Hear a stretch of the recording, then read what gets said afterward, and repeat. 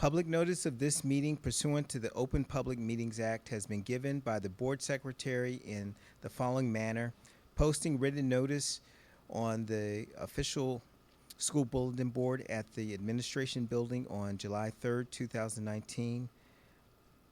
Transmitted notice to the Courier Post and Philadelphia Inquirer on July 3rd, 2019. Transmitted notice to the Clerk of Cherry Hill Township on July 3rd, 2019. Are we supposed to have a quick vote? Okay. With that, I'm going to go ahead and have give it to Lynn Sugars for roll call. Ms. Sugars. Here. Here. Here. Here. Here. Here. So, just want to go through the format slightly, just to kind of make sure we're all understanding the format of this. I'm going to ask pretty much 4 questions, and I'll start give each person a turn to go first in those 4 questions. But that'll be the same question you'll all answer. The same question. I'll start the first question with Mrs. Aurora. Yeah, Aurora. And then I'll go down the line, and each person will answer that same question. And then I'll start the next question with Mrs. Capella. And I'll go in that order like that. So as we're going through the questions, the board members are going to be taking notes, and this is, I want to step back because this is a different process. There's 2 processes, as you're probably aware. I might be telling you something you already know, but there's 2 processes by which people come to the board. The one process is they're elected by the public. You put your name in a hat, or I shouldn't say hat. Well, you sign up, and there's an election process, and you're elected by the public of Cherry Hill Township for this particular case. But in this case, because we had a board, folks resigning from the board, this process is the board makes the decision. The other board members make the decision and go through that decision process. And we started off with, I believe, 24 people actually put in for these positions, and we went through all the resumes and all the questions that were asked, and we decided on you guys to be the 4 people that we wanted to talk to further and have an interview. So that's what this is tonight, and that's the second way you can actually come to the board. The term, whoever the 2 people that are decided on, we'll let you know that. Hopefully by tomorrow you'll know. And so you'll have to go through a background check. And once you go through that background check and that's completed and everything comes back clean, then at that point in time you'll be seated on the board.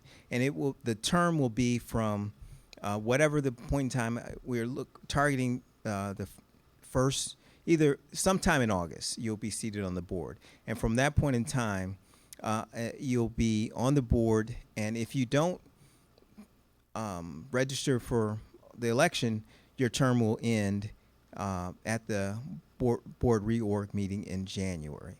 So it'll be a relatively short term. But if you do register and you're elected, then obviously your term will continue. So I know we've had a lot of folks asking us, who are all the board members or all the people that applied? It's never been our process to tell who the people were that applied. We just go through the names and we decide on that.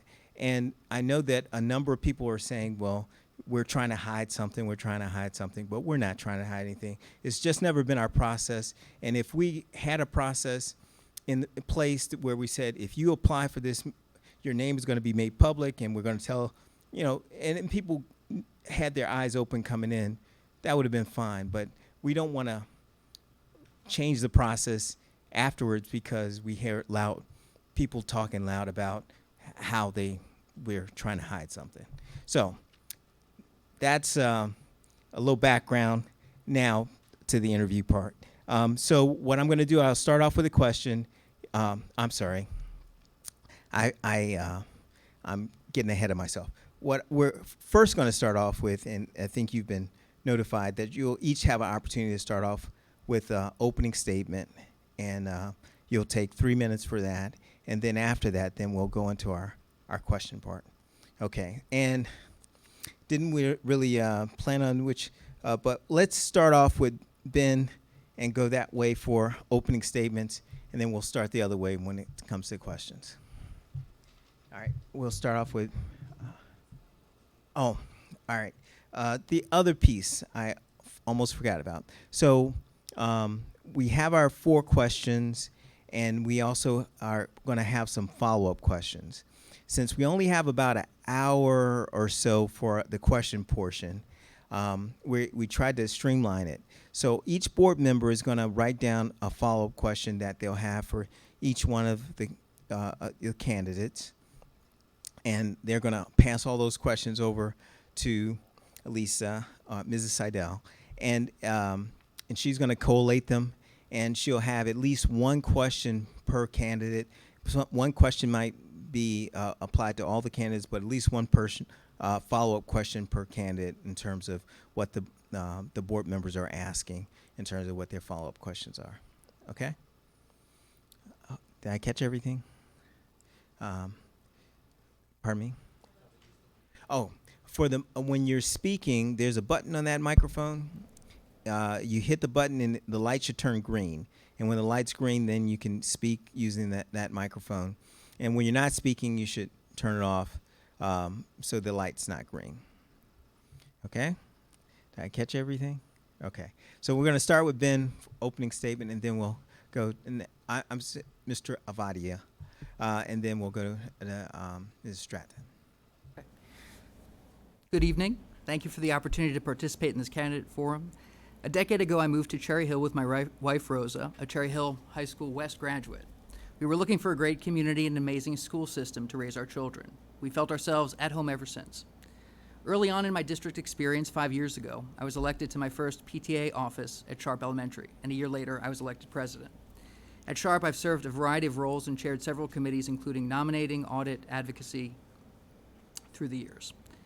Advocacy within the school district has been a priority in my life ever since I began in PTA. For years, I've regularly attended Board of Education meetings, have spoken up during public comment, and have encouraged community voice. I've met dozens of parents and community advocates and believe they are a strength within our district.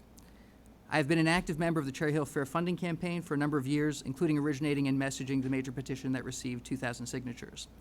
I've also advocated for elementary school evening concerts, 2 teacher contracts, Chinese language alternatives, and for the last bond referendum as part of the Bond Key Communicators Committee.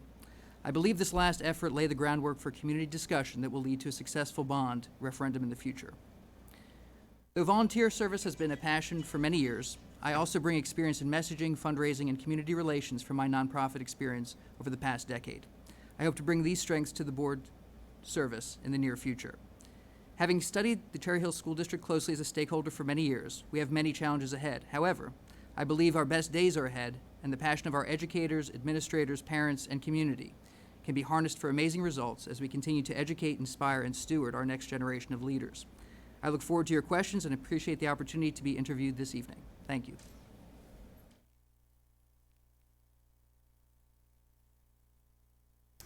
Hello, everyone. I am Corinne Elmore Stratton, and I am a longtime resident of Cherry Hill Public Schools and Cherry Hill Community, having gone to Cooper School, Carusi, and a graduate of Cherry Hill High School West.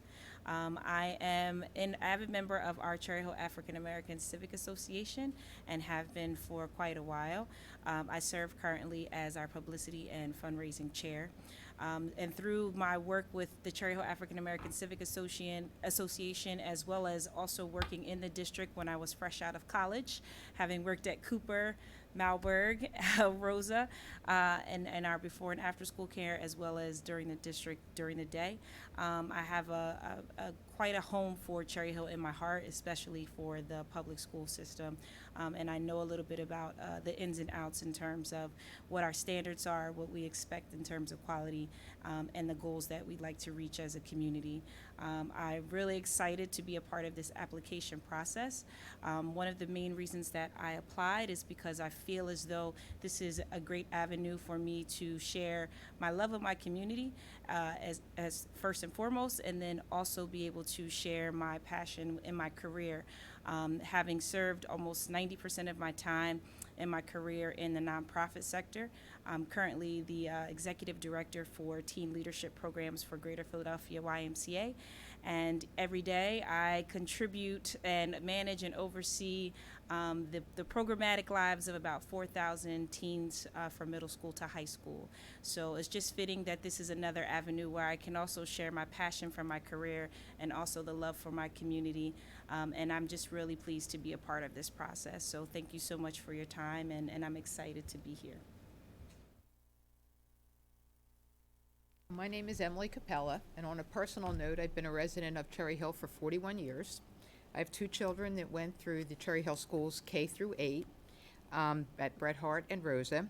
They had wonderful experiences there, and I've known many, many people throughout Cherry Hill, my neighbors, friends, kids who have gone through the schools with great success. Certainly something to be proud of, the schools of Cherry Hill, and one of the reasons that I came here 41 years ago to this community. I always love when I see kids, graduates, as well as kids who are currently engaged in the school system, to stop and talk to them about their experiences. My kids always tease me that I can't take the teacher out of me, that I'm always wanting to question and make everything like a school field trip or something. But to me, it really teaches me a lot about what happens in our community. So now that I'm retired and I see kids getting off the bus, walking down the street, I stop them and ask them about their day and learn a lot about, how they feel about what's happening in the school. On a professional note, I'm a lifelong educator, 38 years experience working in public ed. As you can see from, I'm assuming you had an opportunity to read my resume, I've served in various roles, from the classroom teacher, administrative roles, and as a superintendent of schools. I also worked for the Department of Ed for a very short period of time. As superintendent, I oversaw 4 high schools and an alternative high school. And I feel very proud and blessed to be able to say I had a wonderful career in public ed. Not every day was a honeymoon, but every day was a challenge and a learning experience. And the passion that I have really comes from the relationships that we were able to forge and the success we were able to forge for students along my journey. I'm here tonight because of the experience that I have that I think would help to enrich the board, and also the passion I have to continue to help Cherry Hill schools provide quality education programs for all the students in secure and safe facilities, and in facilities that will support 21st century curriculum.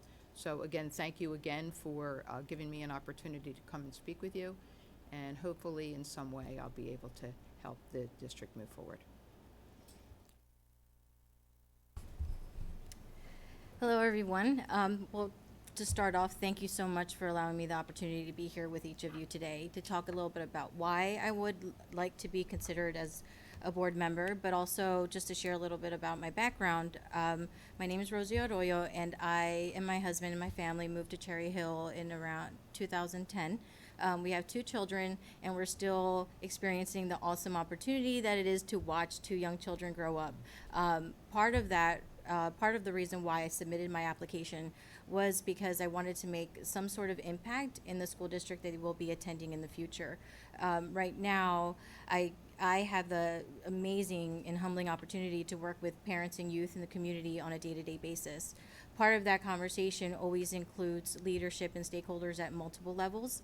I have extensive experience in bringing together people that may not always see eye to eye, but always come together and to form some type of resolution to the needs that we need to focus on in our community.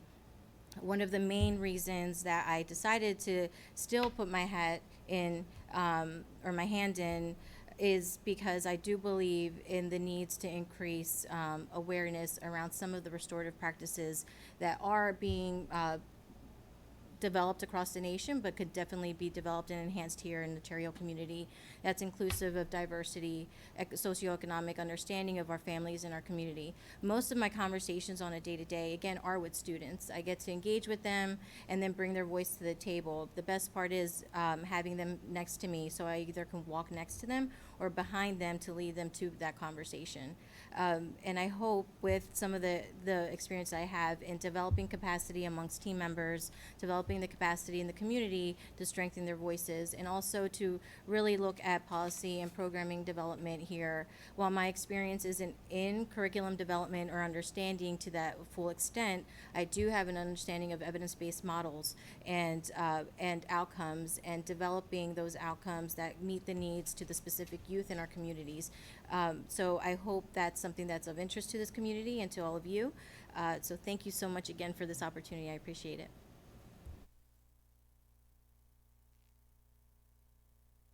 Thank you. And now we're going to start with our question portion. Thank you so much for those opening statements. I really appreciate that. And the first question, and we're going to start with Mrs. Arroyo. The first question is, can you share an example of your thinking or actions that rose beyond your own interests or advantage in order to serve the greater good of the community? Want me to read that again? Sure. Okay. Can you share an example of your thinking or actions that rose beyond your own interests or advantage in order to serve the greater good of the community?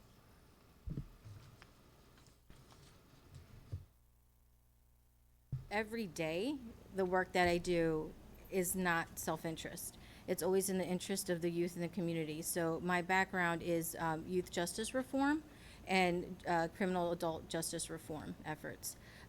A lot of the discussion sometimes brings to the table various stakeholders that might not see eye to eye. You may have superintendents at the table, law enforcement at the table, prosecutors, public defenders, judges, each with their own mindset, each with a way of thinking.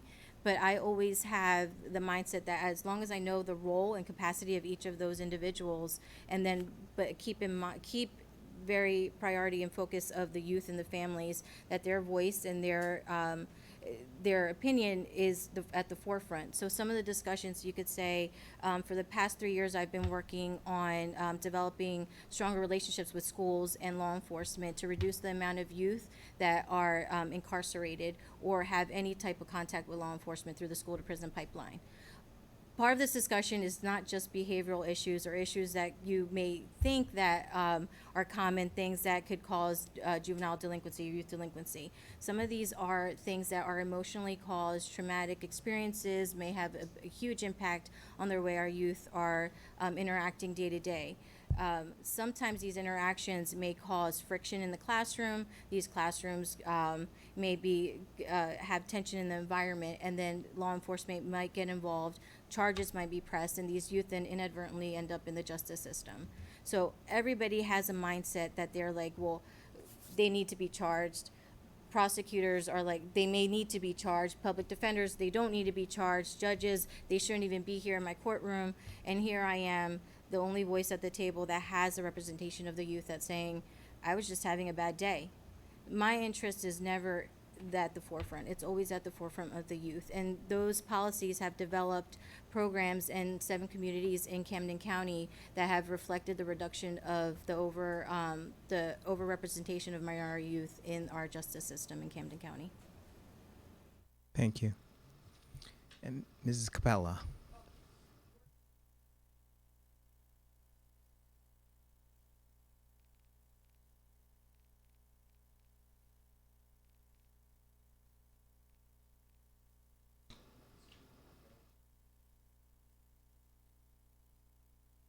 Did you turn on your microphone? Sorry. Okay, thank you. I pride myself on every decision that I made, doing with integrity and always asking myself the question, what is in the best interest of the students? Because often people come to you and tell you what they like, what the teachers want, what the community, special interest group wants, what an administrator wants, but what is the best decision to be made on behalf of the students?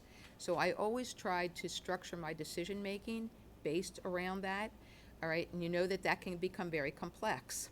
all right, and can create a lot of push and pull. But then within that push and pull, I think a leader's job is to find ways to bring people on board and buy them into a philosophy and an approach that will promote the mission, which is always what is in the best interest of kids and promoting student success. That's what first came to my mind when you asked the question. But also, as I was listening to the response that the previous person gave, I thought about an initiative that we started in the district that I work for called Defy the Issue. As drug and alcohol issues became big and the whole opioid addiction really started to have major impact on the communities that we serve. We had students dying, a large number of students dying, and I know that also has impacted Cherry Hill schools. Creating a campaign to address that issue created a lot of controversy and a lot of discomfort for people because people don't like to talk about the issues that are uncomfortable. But you have to put them out there, you have to address them, and you have to try to create a level of awareness on the part of the community to be able to support and hopefully make some progress in that issue. So we talked a lot about different issues.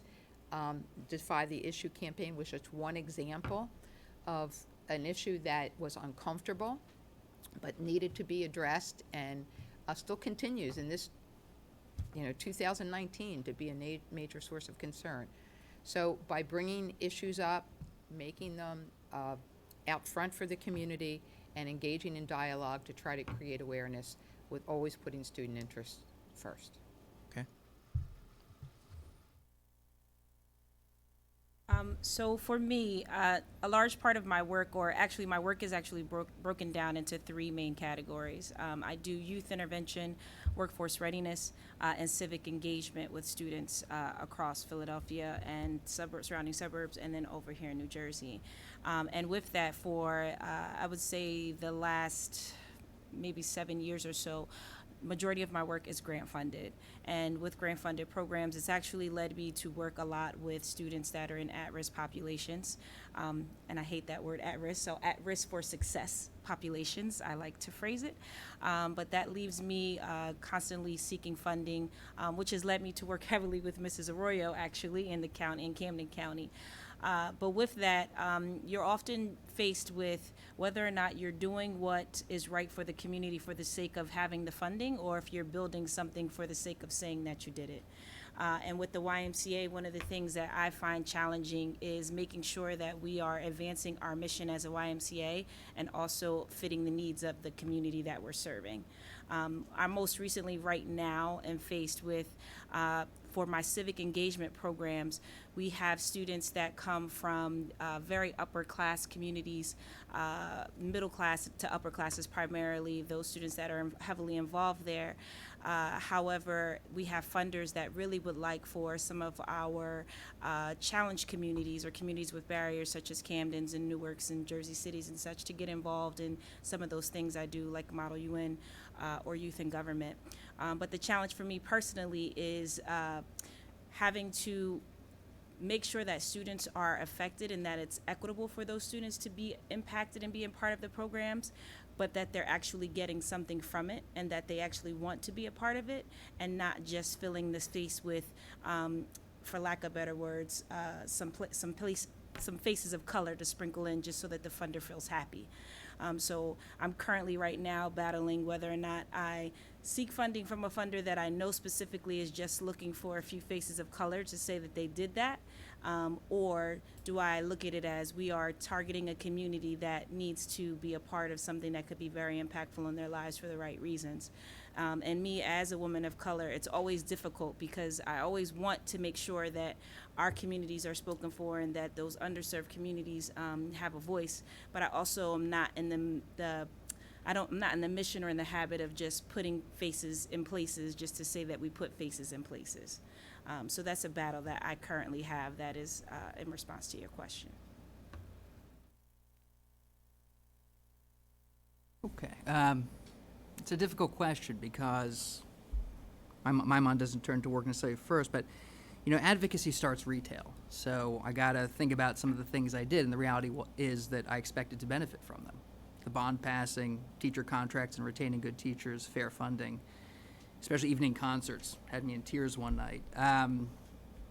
But I can say that when it came to the parent group called CLIG that really wanted to make a play for Chinese language in our schools, changing world, valuable skill, a group that had been together for probably about 6 years before I even met them or knew they existed.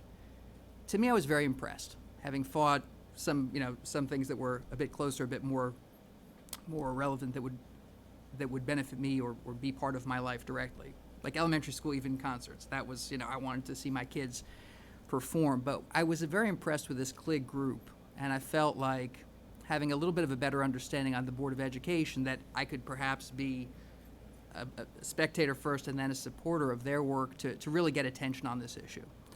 And I recall speaking at one Board of Education meeting up for, a few of you in the room were part of that. And then at a later meeting, when sort of the people weren't all there, and I recall being at the mic, actually where Mr. Goodwin is now, but actually in the other room, it turns out. But I recall saying, this is a parent group that's put a lot of thought and effort into this. They really deserve an answer. And we were closing the school year, and I said, it doesn't look like they're going to get an answer, but I really think there should be an answer for these guys. They presented a nice case.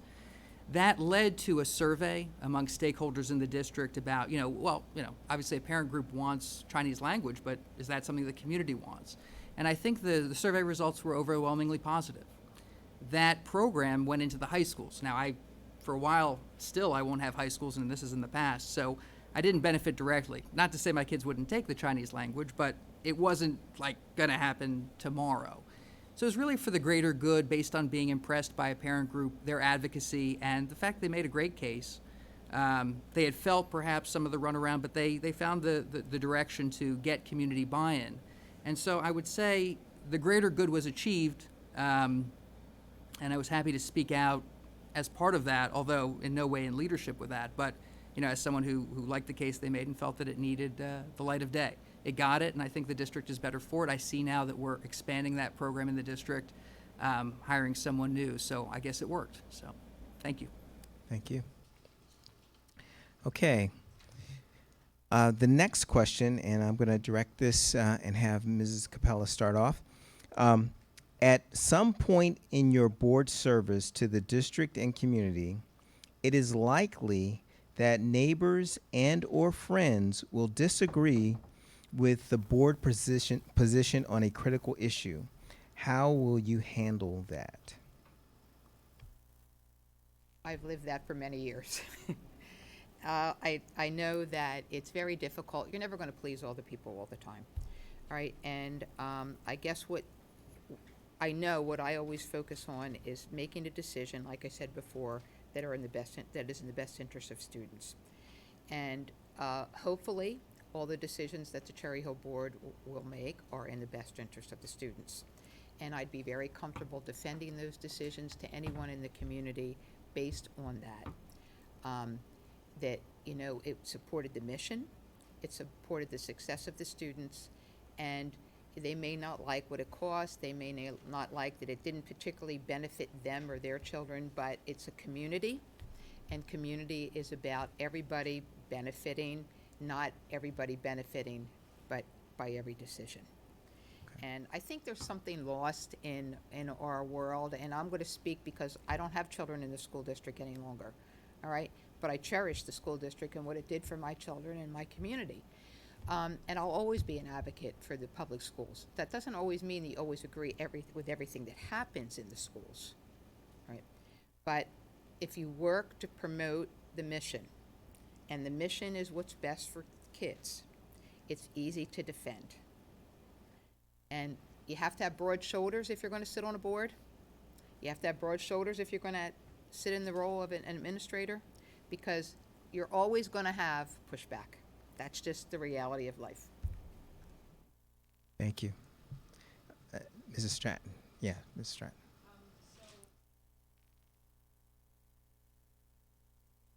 Working for and having recently merged to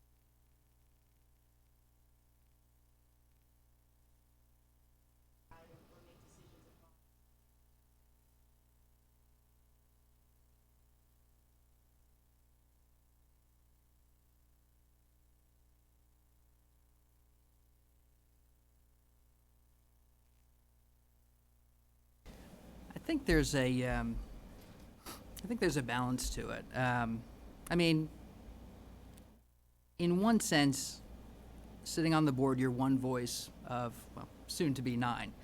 There are going to be decisions that you make that even you're not happy with, but it's the board's decision. You have to have a respect for, I think, the process. I mean, I think to Mr. Goodwin's earlier point, most people are here because they're elected. They're representing the people, and that the community needs are being thought through here. However, there's also an importance to directing people places to go. People who have grievances, need to be heard, and there are ways to do that. There are quick questions on the website. There's an email to an administrator that's appropriate. There's an email to the board president or to the full board that's appropriate. Coming to BOE meetings. The reality is, a lot of people don't necessarily avail themselves to coming to a lot of Board of Education meetings. So how do you bring it forward? So I think there's a dual process. One, as a neighbor, I'll tell you one thing that won't be very popular, right, is that we're going to need funding for these schools. To bring them back, even to turn back the clock, we're going to need additional funding. It's not a popularity contest. I mean, to Ms. Capella's point, it's about being in the interest of all the students. But in this sense, that doesn't matter. You make the best decisions, and those are the decisions. And then people with grievance processes have to know that there are avenues to be heard. There are places to make arguments. There are, meetings that they can organize. And with enough merit, you form some advocacy, you're heard. In some cases, you get better information. I know for myself at a recent Board of Ed meeting, as far as Tunagate went and, kids potentially going hungry, my questions were answered to my satisfaction. So there is satisfaction to be had, but at the same time not that everyone's suggesting this, but it's not an issue of like, well, you're wrong, we're right, and, maybe you'll get elected next time. It's not a matter of that. It is a matter of explaining some of the process, some of the thinking behind, but also knowing, a disagreement with a neighbor. I mean, you can't reverse a board position. You can't do it at all, but you wouldn't do it either. There's a way to have a conversation. Sometimes that conversation is big in the community, so there's a way to go, but there's a certain piece of acting in the interest of all students and moving us forward as a community. That is the responsibility of a board member, and that's something that you should wear proudly, I believe. Okay.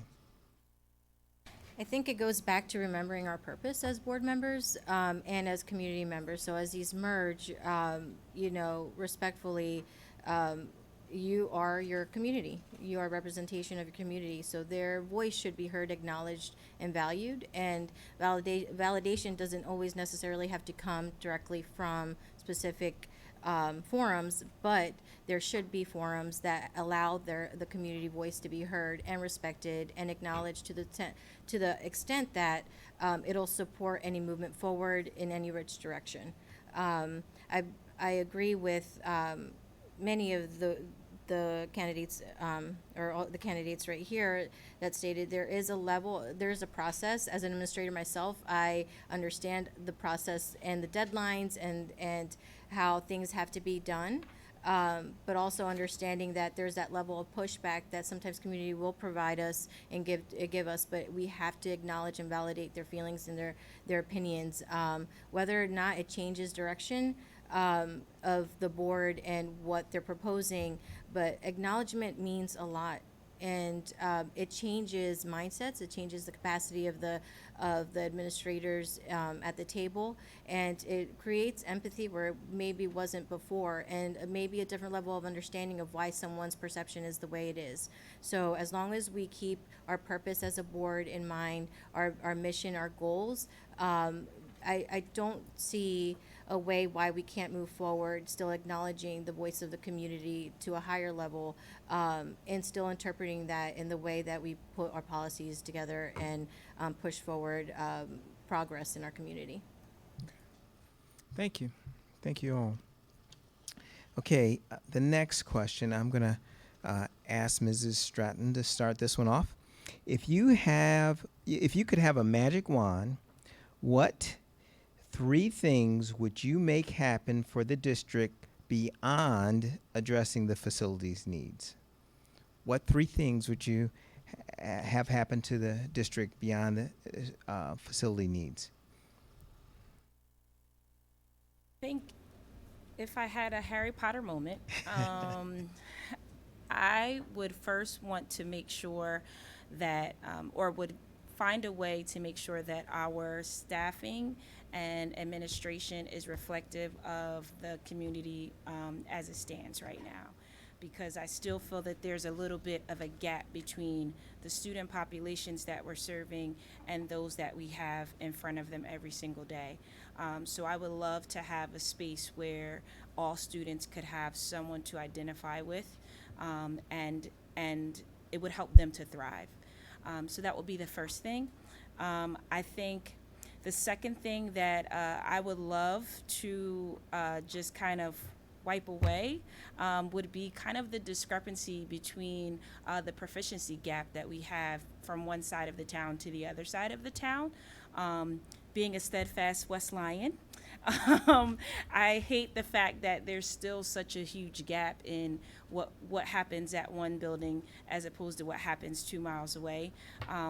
And I think that we're at a place as a community where we're all trying to operate as a unit and as a whole, and I think that we should try to catch up with our students in terms of their proficiency as well. And if that means shaking it up a little bit, moving some people from one side to the other side for a moment, I would love to see that happen. And I would say, I think my third one is kind of reflective just of my own home and my parents being a part of here. I wish that we could get to a point where Cherry Hill still has the esteem of being such a revered town and place to live, and a revered education system, but also a town that is open to working with others outside of Cherry Hill, and not so much operating in silos. So I would love to find a magic wand that would sort of allow us to play nice in the sandbox with a lot of people across the state. And if that is happening, I think that's amazing, and I wish that we made it public a little bit more so that we knew that was happening.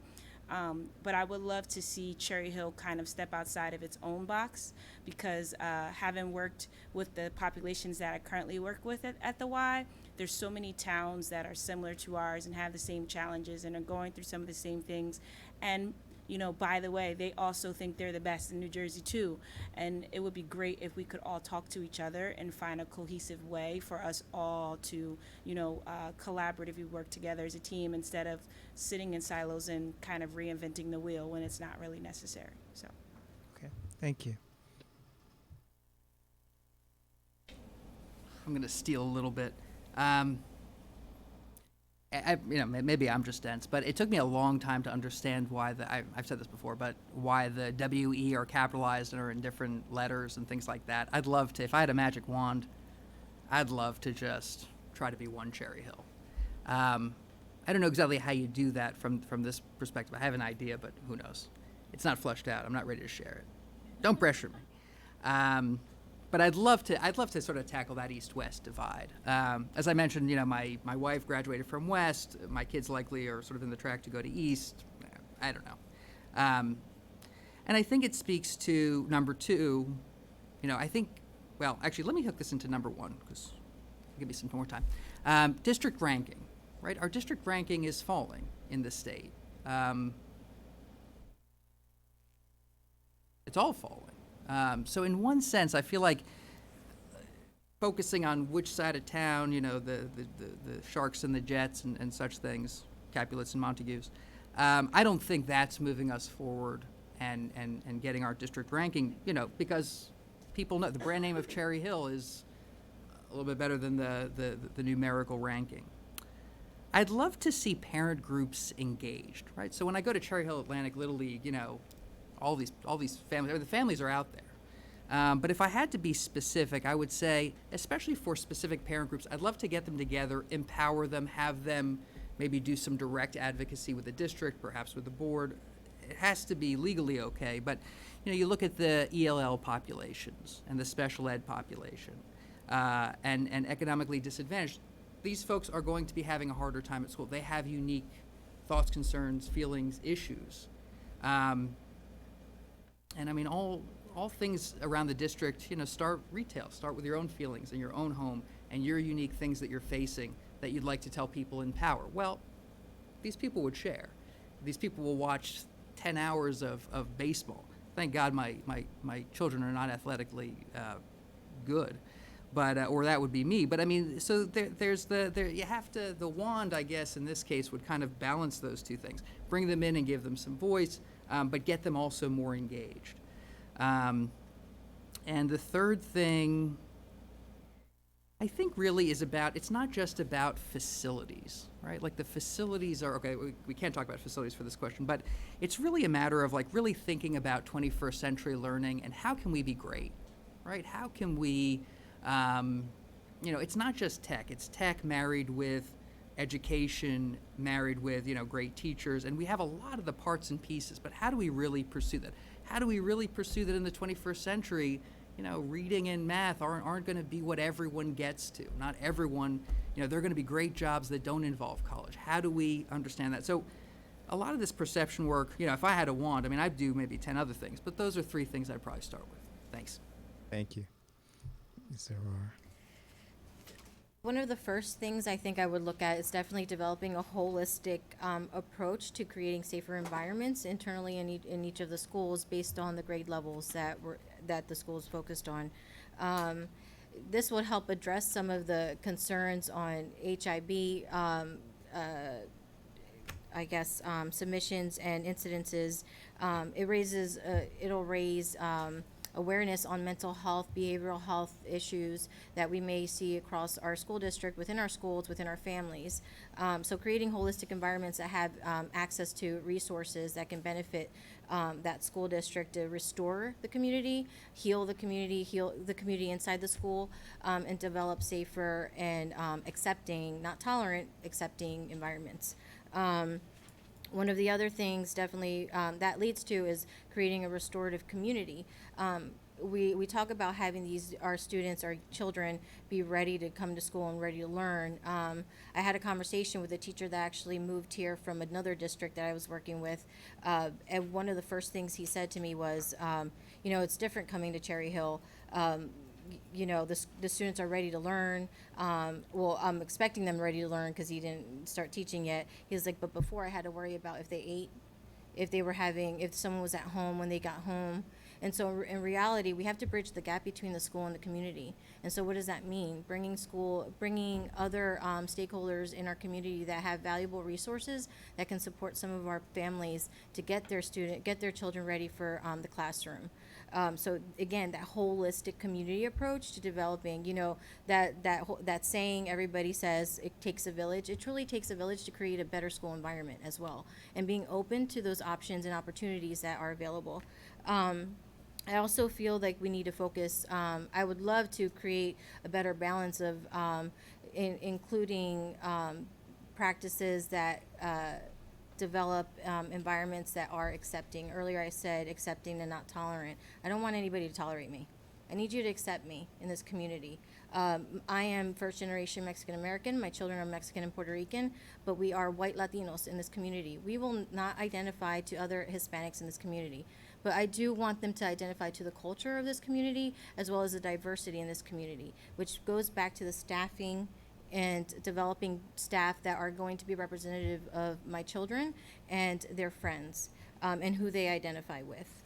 And lastly, I think, sustainable, healthy environments in terms of the opportunities for children to have equity and access to food, to curriculums that are going to be beneficial at all levels. And even if there's a special population that needs a very specific curriculum, then we need to invest in that, because that's in our community, whether it's 10 children or 45 children. It needs to happen, because those 10 children have, one of the 10 might be the next superintendent in the school district, just had some barriers growing up, and we don't know that.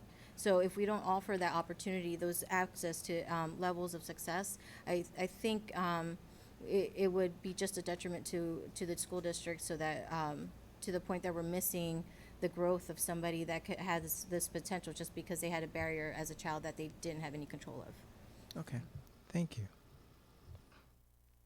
Well, a lot of my ideas were covered, but I'm going to give you the highlights that I have. First and foremost for me is the safety and security issues. In this world that we're living in, I think that is always paramount, and it's I'm sure on the superintendent's board's mind daily, praying that you get through the day without an incident where a student was hurt or a staff member was hurt. And that ties into the mental health issues that we see in our society today. And, I mentioned earlier a little bit about the drug and alcohol issues that are so prevalent among our population, but total mental health support that I think ties into a lot of the other threads of discussion that came through the other people, that we need to look at providing strong support for our students and our staff in terms of mental health issues, to make sure that they're able and ready to learn and focus on learning. Because if there are issues that they're dealing with that are that have traumatized them or that are consuming them, it doesn't allow them to focus on what the mission is and the real reason that they're in school. And I certainly support a diverse staff that reflects the community of our students. I think that's very, very important, to continue to build a staff that reflects the community and serves the community well. And I think we all need in education to be thinking about a 21st century curriculum, a curriculum that is different from the one that when I went to school way back when, and many of you who are much younger than I am here went to school. We shouldn't be educating our kids today in the same way that we were educated, because it's a totally different world that's very tech-based and is continuing to evolve, and the jobs that are going to be out there for the future are very different than the jobs that were out there for many of us. So I think we need to look at that. And certainly I'm a huge supporter of college and being prideful of the fact that we have students in Cherry Hill go into very prestigious colleges and achieving great success. But we also need to be talking about other careers that maybe don't require college. All right, for students that maybe aren't wired that way, but who can contribute to society in a very different 21st century economic environment. Thank you. Okay, this is our last question I have. Then there will be some follow-up questions after this. But starting with Mr. Avadia, how would you handle special requests if approached by an individual or special interest group? They want you to do something or advocate for something. How would you handle that? As a board member. Yes. It leads me sort of down the path of before. I mean, you can't do, you can't be somebody's guy on the board, you know? You can't be special ed's guy. You can't be, so I have no experience on the board. So what I've done sort of in advocacy up to this point, there's a lot more that's allowed. In this case, you really need to direct people to the correct areas of advocacy, which, I mean, I can speak to having been in them for 5 years, but at the same time, you need to represent all the students. You need to know that your fellow board members are making decisions in a likewise manner. That said, there's a lot of valuable things the community has to offer. There's expertise. There's specific policies that either aren't working or need to change. And in one sense, that's something really to be encouraged. We're better if we can answer all the questions that come up, not just the ones, But part of that is that everyone has access to that same grievance process, to that same directional help or conversation. For me, there were 2 items that in the last, I guess, maybe 3 years, I needed to meet with an administrator. They were policy-based. I mean, they weren't personal issues. And I felt that was great. I have not done the quick question. I'm not going to pretend like I've done 100 quick questions. I haven't done any Oprahs for the school district anyway. I have come to a lot of Board of Education meetings. I've read notes. I've taken notes. I do believe in an informed community. But in terms of, your neighbor is passionate about this, may have all the merit in the world, they need to get the same treatment as the guy who's not your neighbor, who you don't know, who maybe has the same, a bigger, a less, some issue that they need to bring forward. And the advice needs to be the same because it has to be fair. It's not fair for my neighbors or whoever's neighbors to get better treatment because of a relationship or where they live. And fundamentally, the board's role is to make decisions in the best interest of all the students, understanding not all students have the same struggle stories, but everyone needs to get a good product, a good experience, to be supported, as in their and their family's journey through this great township. So that's my thought, is that you can't, it can't be like, oh, we're always going to go and we're going to get a special, it has to be the same, and therefore everyone can bring things forward and they can all get addressed, and it can be a fair process. And that's what it needs to be, and so that's, as a board member, what you do. Thank you. Going to Ms. Aurora. So again, I go back to the acknowledgement and the validation of hearing what someone has to say. As an administrator and someone who actually oversees over $1 million in grants, I get this all the time. Just because we're cool, we're not that cool. I have a role as an administrator. I have a role I would have, granted, a role as a board member. And to facilitate that role, I also have to respect my board members' roles as well and the community. But that doesn't mean that we can't offer the information of where they could speak their voices, or increase the locations where they could speak their voices, and make sure that they get true validation. There's truth in our community and what they're saying. And whether or not it matches up with what the board is presenting at that moment, we have to acknowledge what's happening out there, the environment, and really bring it to the table at some form of discussion later on down the road. But acknowledgement, again, validation. But there is a process, and we have to respect that process. But within that process, there's ways to have communication and more access to that those communication terminals for our community. Thank you. My answer to that is, as board members, we need to be familiar with policy, the district policy, board policies that the board has approved. And in those policies, there's a process by which grievances can be processed. So by being aware of those policies, that would help the board member be more educated in terms of their approach to issues like this when people come to them for special favors. But also remembering that as a board member, you're a board member, your power is in a collective body of the board. An individual board member really has no power or authority. It's as the collective body.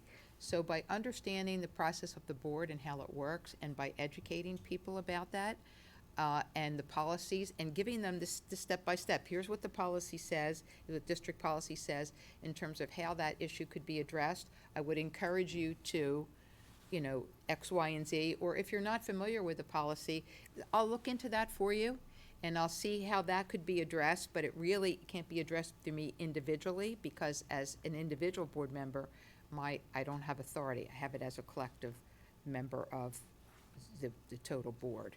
So again, it's educating people about what boards are about, what their roles are, and then helping them to find an avenue by which they can vent their issues. Thank you. It's funny that you asked that question, as my husband just walked in and we were just having this conversation with our 16-year-old about, if you get a job at McDonald's and your friends walk in and ask for free fries, what are you going to do? And we had to explain to him, remember that you give out the free fries, you lose your job. And that's similar to what you asked. And that's something that I go through every day in my career. As soon as you tell someone, hey, you work at the Y? Yeah, I do. Well, how about that free camp? I don't know about that, but I can certainly point you in the direction of our scholarship program, or tell you what locations to go to. And I think the same would fall for a position as this. As I said, if I was selected to sit on this board, I would treat it just as I do my professional life. And again, going back to what I said earlier, being empathetic to someone that is asking me something of that nature. And I certainly would think that anyone that would approach me to be an advocate for them or give them the inside of anything of what's going on would be someone that I would consider a personal ally. And as that, with that relationship, I would hope that I could be open and clear with them, and they would understand that once I'm on this board, that I take a code of, I do sign a code of ethics, and it is a duty that I'm taking seriously and being sworn into. And so with that comes responsibility to uphold all the policies and procedures. So I certainly can't do something that would be outside of that scope or against that code of ethics once I signed. But I would hope that anyone that would approach me would be understanding to that, as I would be understanding to their matter and what they do want advocated, and always be a listening ear, be an empathetic ear, and just remembering that their voice is as important, and it may not be that they just want to get something from me because I have that in, quote unquote, but they just want to be heard. So redirecting them, as everyone else has said, redirect them to the right way to do so. Great, thank you. Now, we're actually running a little bit ahead, so we're gonna take a couple minutes and we're gonna collate the follow-up questions, and I think we may be able to get in. Well, we still need our closing statement, so we're gonna take a couple minutes and then we'll have a few follow-up questions for you. Mrs. Sadell is gonna ask those as she pulls them all together here.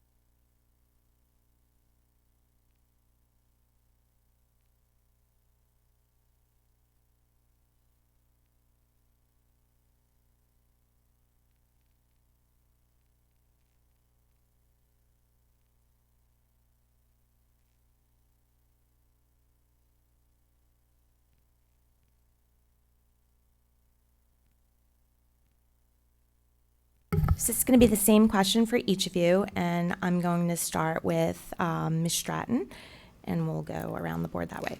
How do you feel that a board member should interact with stakeholders on various social media outlets? Great question. I would hope that, so me personally, because I mentioned how many students I work with. I actually don't like to turn students away from being a part of my social media life, quote unquote. But with that comes great responsibility. So I also come from the world of, I think we teach teachers when they first start in a district to put all of your things in your middle name.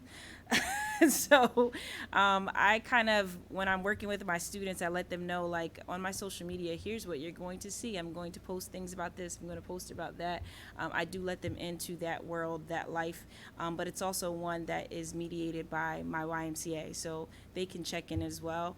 And I'm very transparent with what is on there and allow them to see it, because that is my technical governing body. So I don't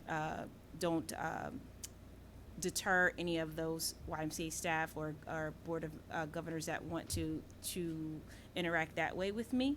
But I am very specific with what I do allow to be private in terms of when it comes to my husband and my children and my family, because I feel as though they didn't sign up for the public life. I did. So I try to safeguard them from some of the things when I am interacting with other teenagers, with other board members, or with other YMCA staff, so that I don't invade my husband's privacy or my son's privacy as well.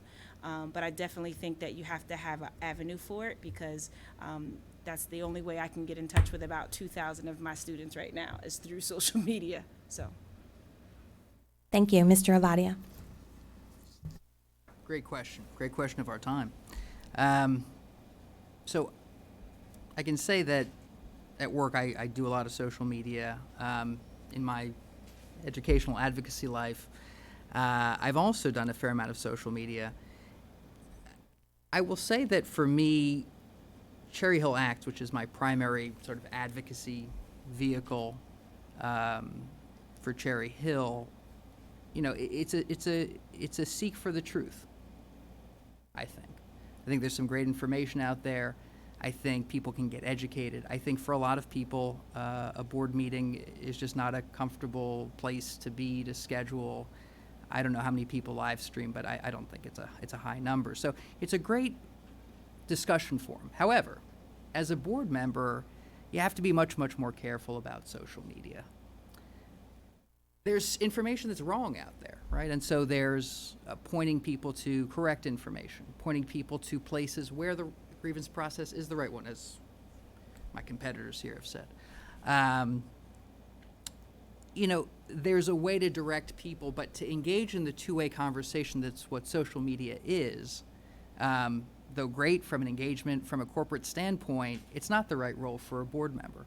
And so you need to, I think there's a place for giving information, although my understanding is that the social media and ethics piece is still to be written with some finality, but there are real restrictions, and especially restrictions to think that you're speaking for the board, and especially restrictions that you can't speak against the board.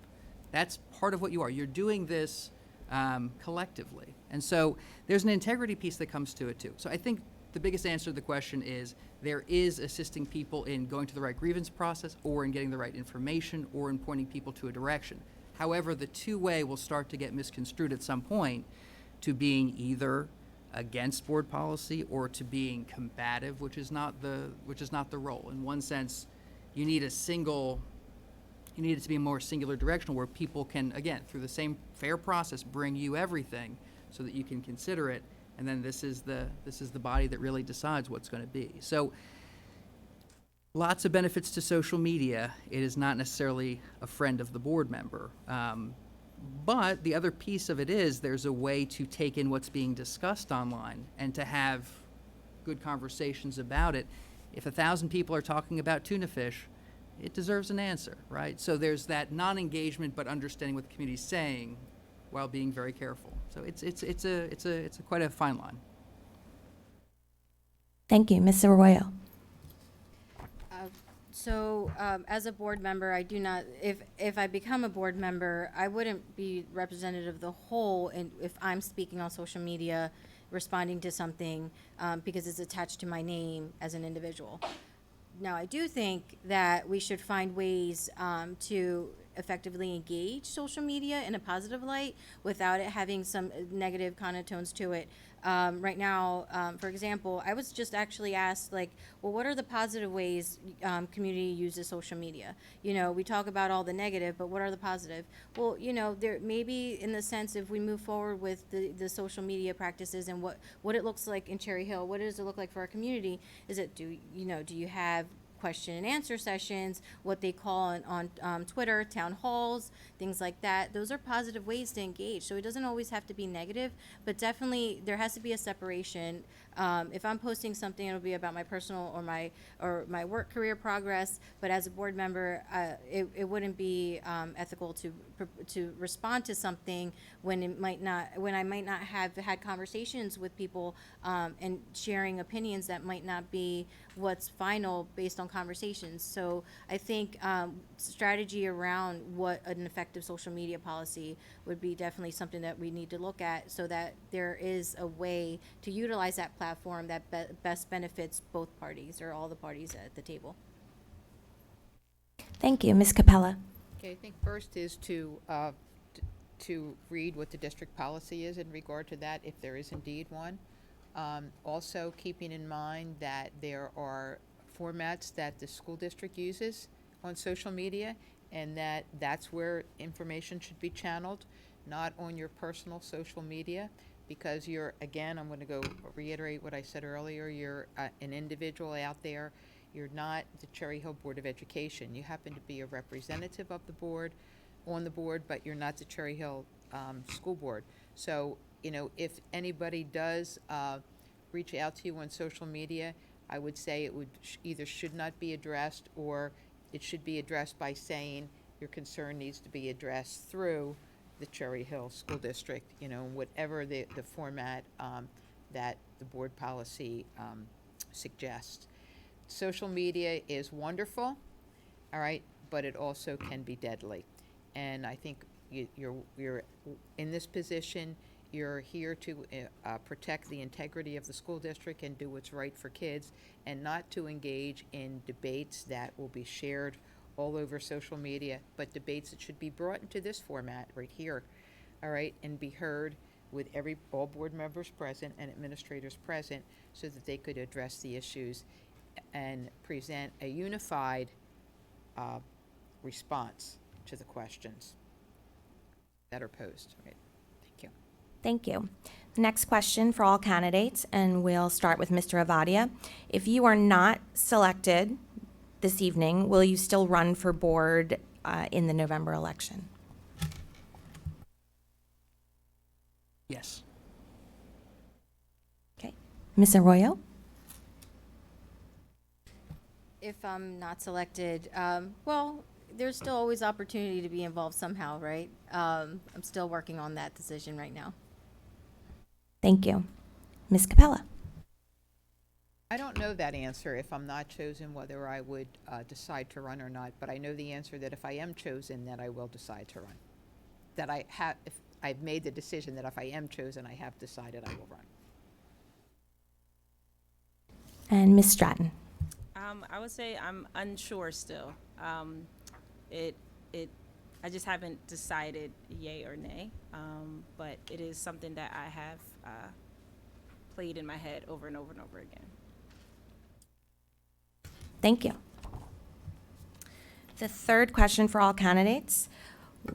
What's one thing you would like to have in our district, or what's one thing, sorry, and I don't know whose question this is, if I'm not reading it right, please correct me. What's one thing you would like our district, or that you think our district needs to be updated in our district?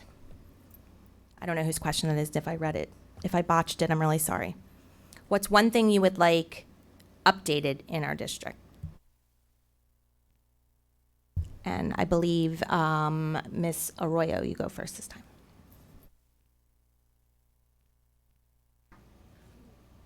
One of the things I think we could definitely update is how we look at security measures in general. It's not just about what the facilities look like and built around, but it's also about developing, again, those structures of safe environments, trauma-informed environments internally, restorative practices that create safe environments without it just being people thinking that that bars on the windows and metal detectors are just going to be what keeps our youth safe inside. Thank you. Ms. Capella. Safety and security are always first on my mind, and that is just a given. But what I spoke earlier about a 21st century curriculum, and looking at the curriculum and how we can revise it and make it more applicable to the times, to me, that is where I'd like to see focus. Thank you. Ms. Stratton. Sorry.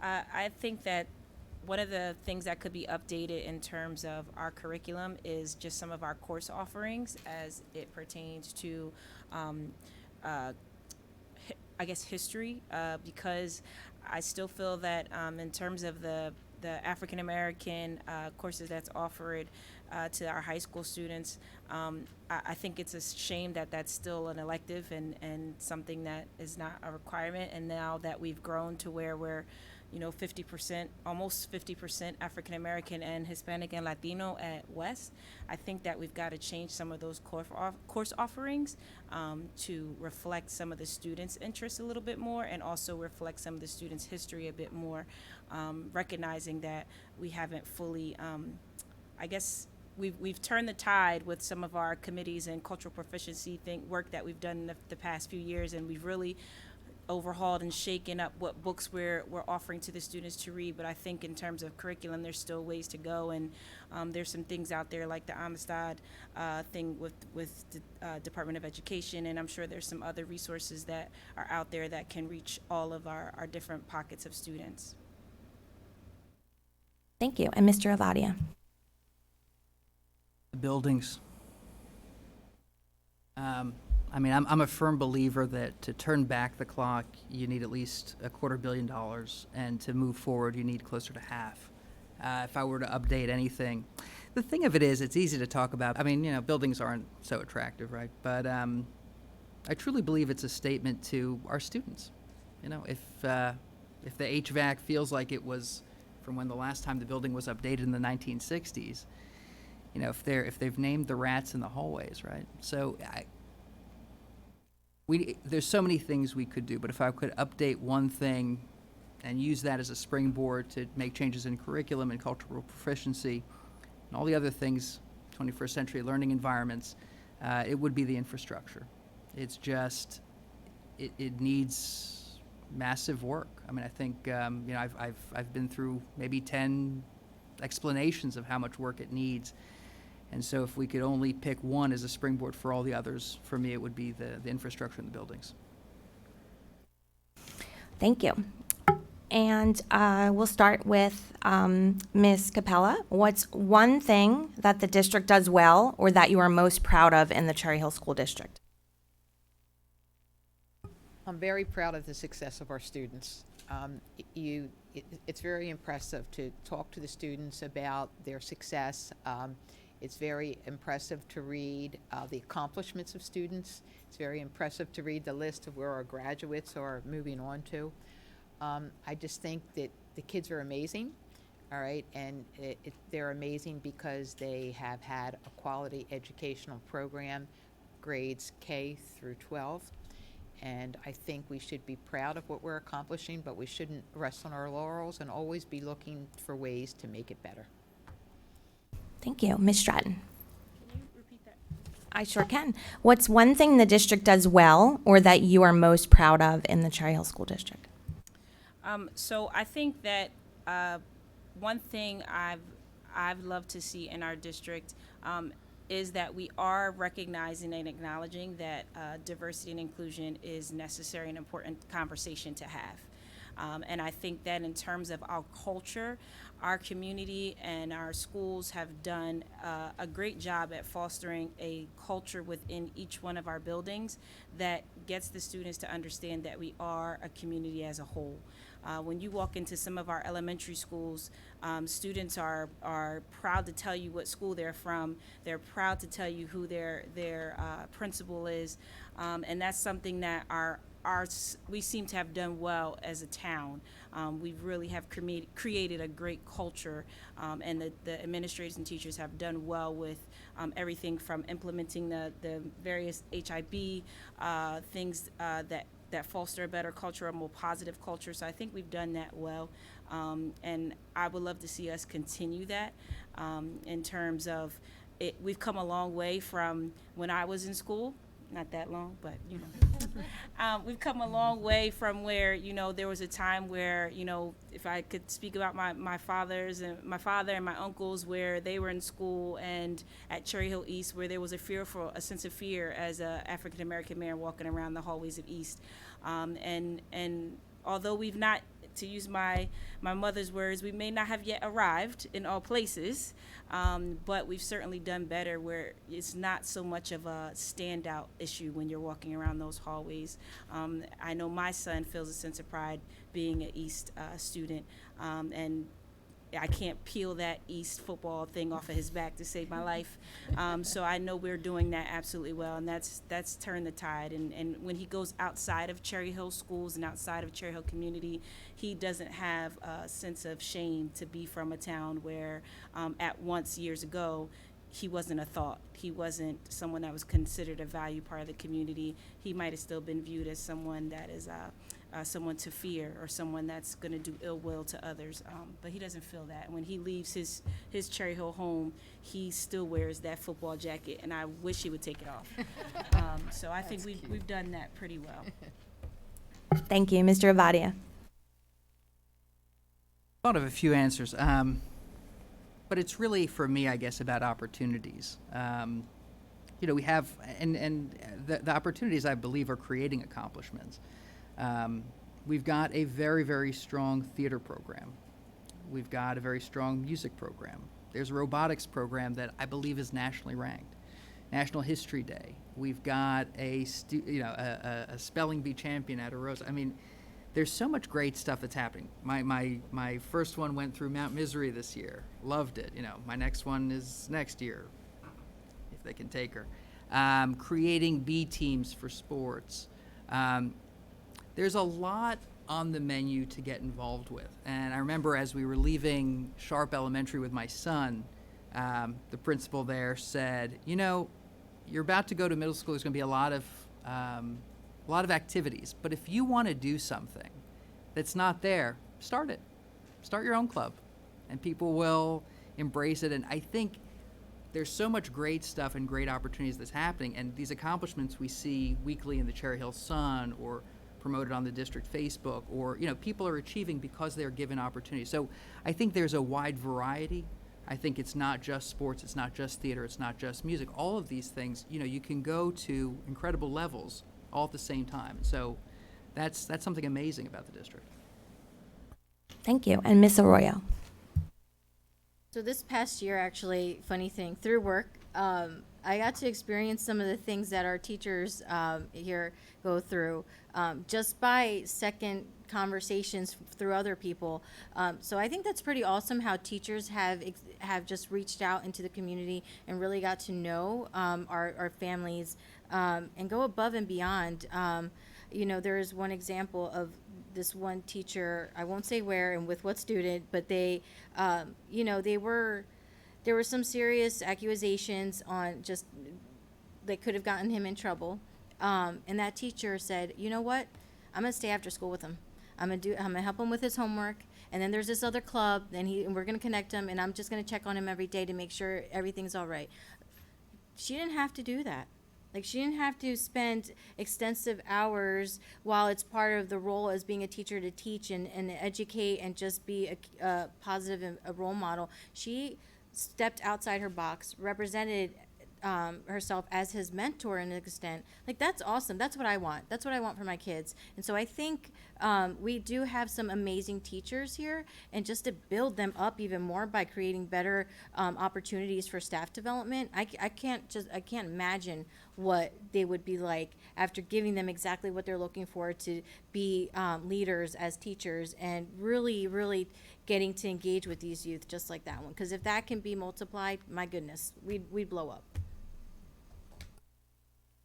Thank you. All right, Eric, back to you. Thank you, Mrs. Seidel, and thank you. Those are great responses. I really appreciate all of the answers and responses. And right now, for the last portion of this, we're going to allow you to each make a 2-minute closing statement and just tell us about why you feel like you should be on the board. And I'm going to start with Ms. Arroyo. So again, thank you everyone for all the questions and getting to know my teams up here. And again, my purpose is just to be a service to my community, whether it's on this level or another.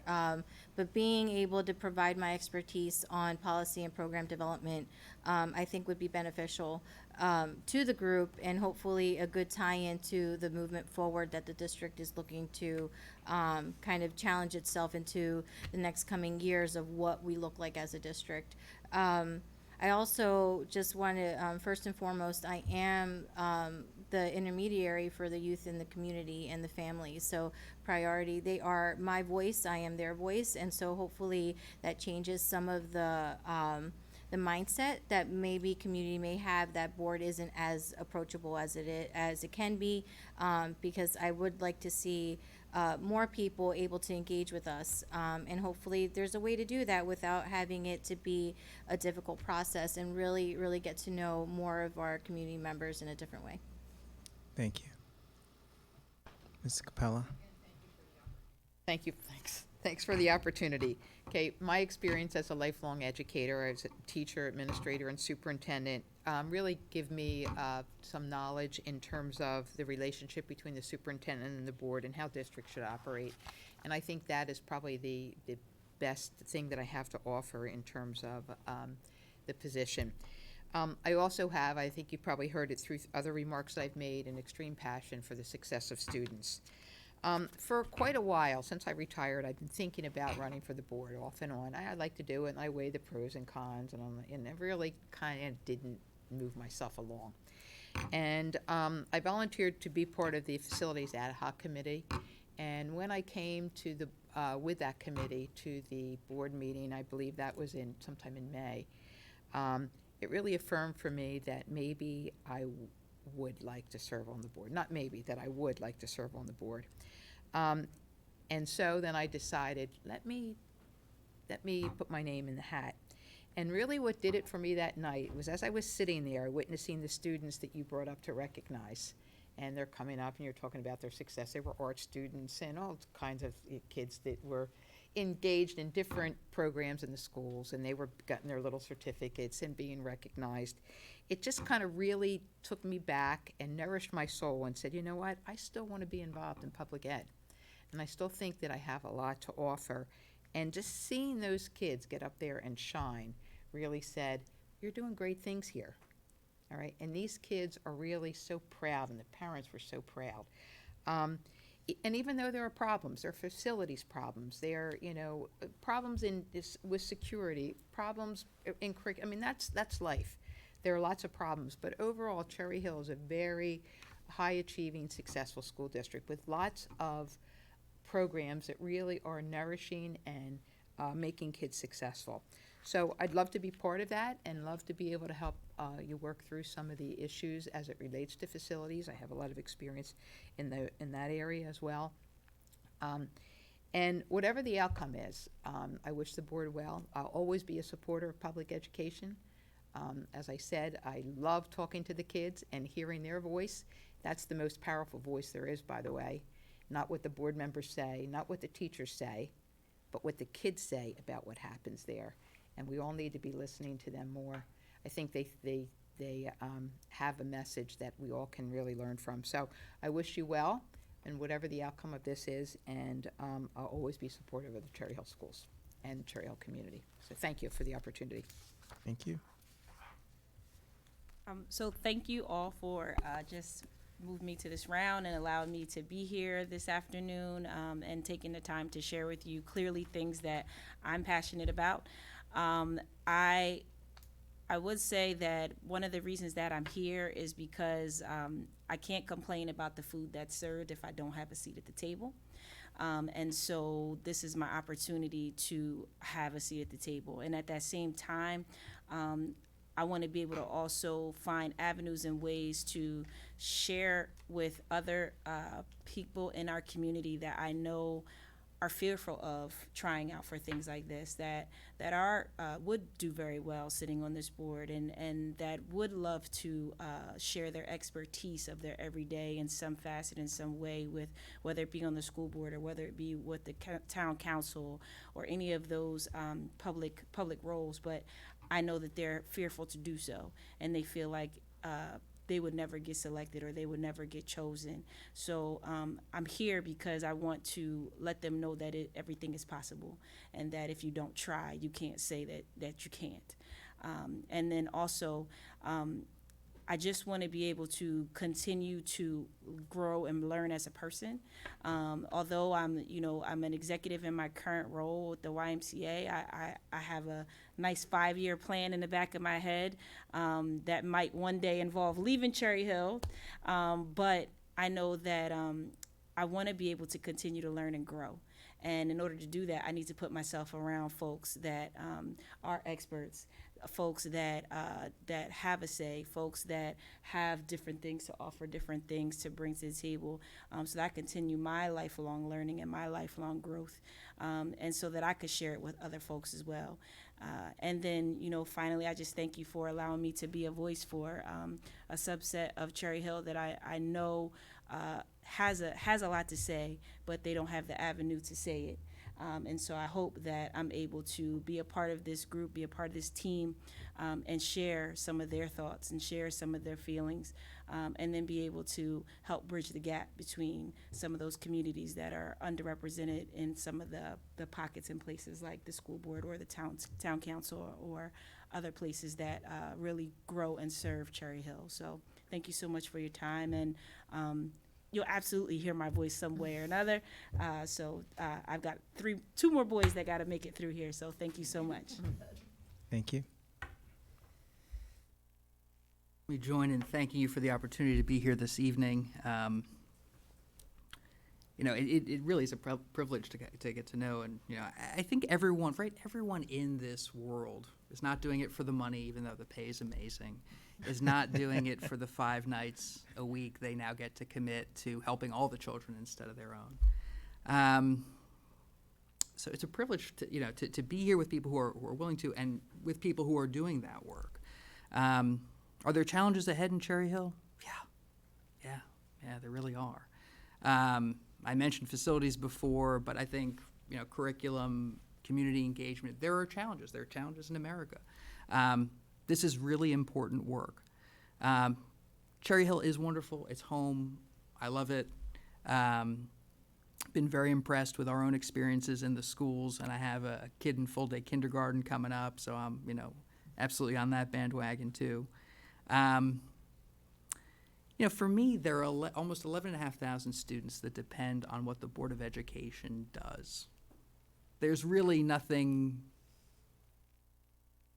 in it in terms of personal gain. It really is for the betterment of everyone. It's public service. As a PTA president, I really felt that. You're putting in all this time. It took me 5 to 10 hours a week to do it. Most people didn't know I was the president of, who knew?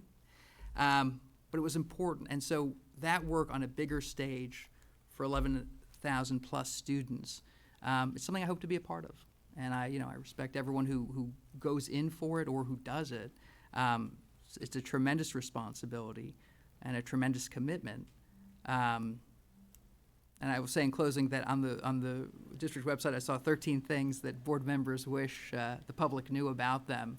It's even harder than people realize. I mean, it's something you do because you love kids and you want a better tomorrow for them and a nurturing environment. I think that's why everyone's in it. So whatever the decision, I appreciate the opportunity and wish you a good evening. Okay. Thank you very much. I really appreciate you guys coming out and submitting yourselves to this, and it's just been great hearing from you. And not much of an audience, but let's just give them a hand.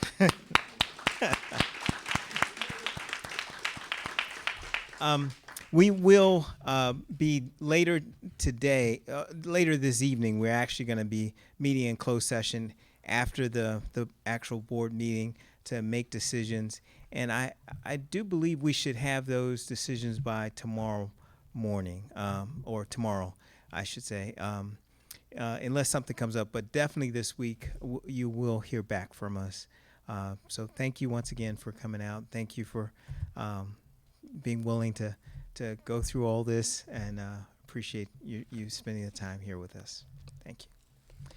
Right now, I should probably, the board is going to meet in closed session.